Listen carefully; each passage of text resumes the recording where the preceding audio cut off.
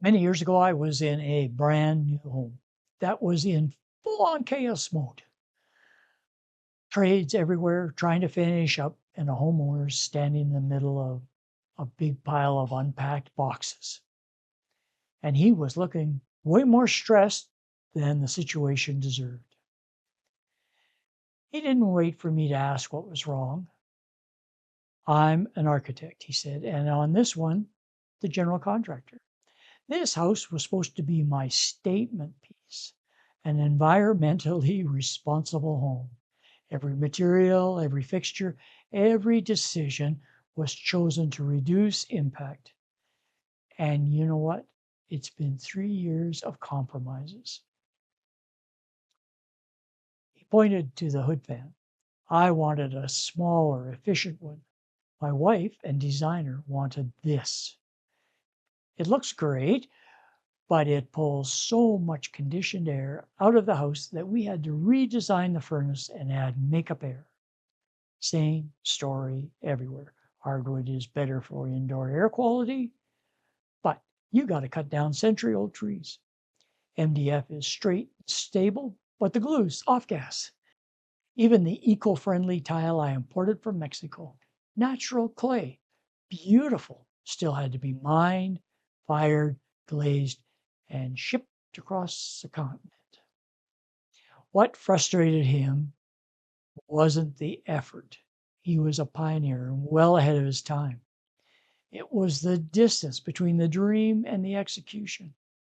He wanted to do the right thing, but every choice had a hidden impact that he couldn't fully see.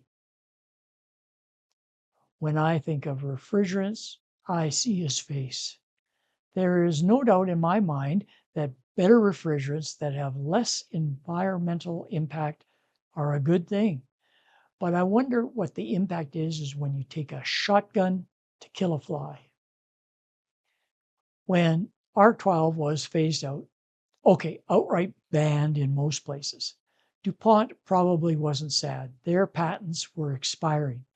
So championing R134A probably seemed like a win. I'm not sure how the manufacturers took the news. It would have increased their costs, at least marginally, for a time.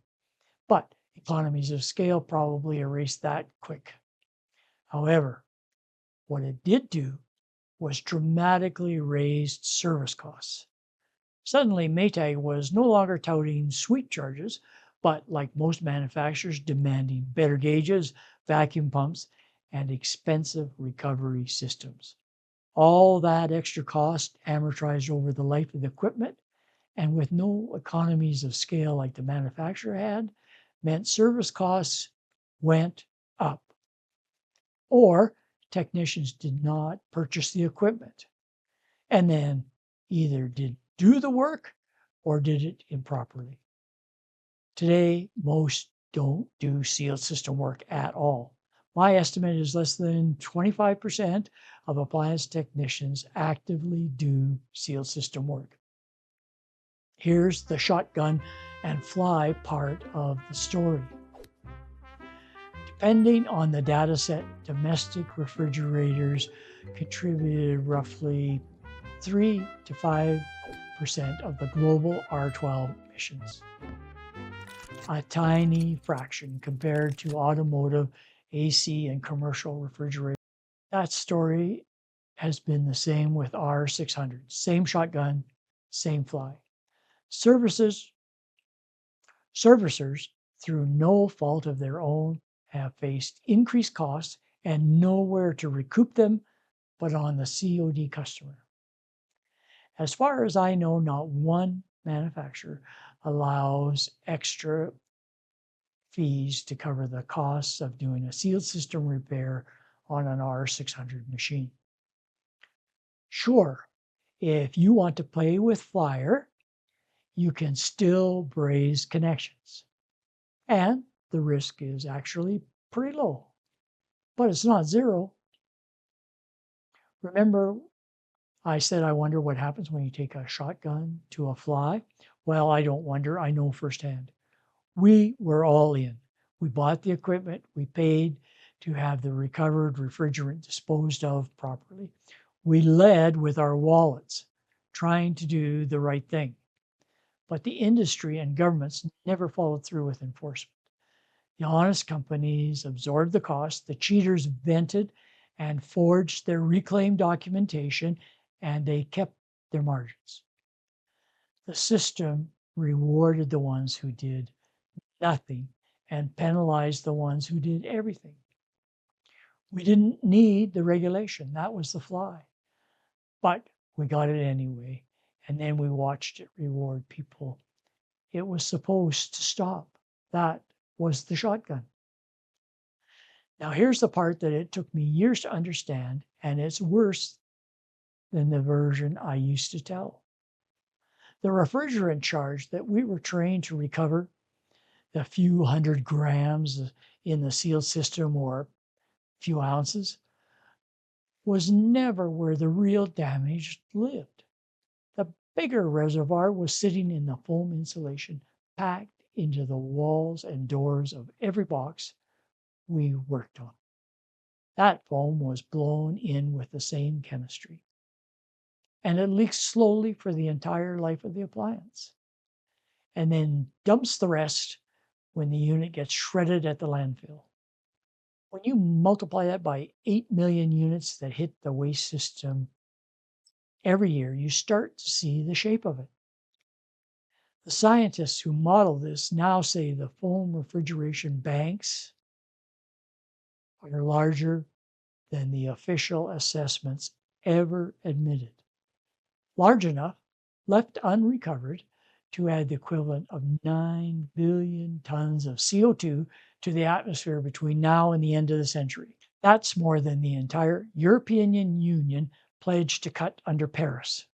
So the picture, what we actually did, we were sent to capture the small charge, the part you could see on the gauge, while the bigger bank walked out the door in the walls of the appliance, untouched, unregulated, headed for a shredder.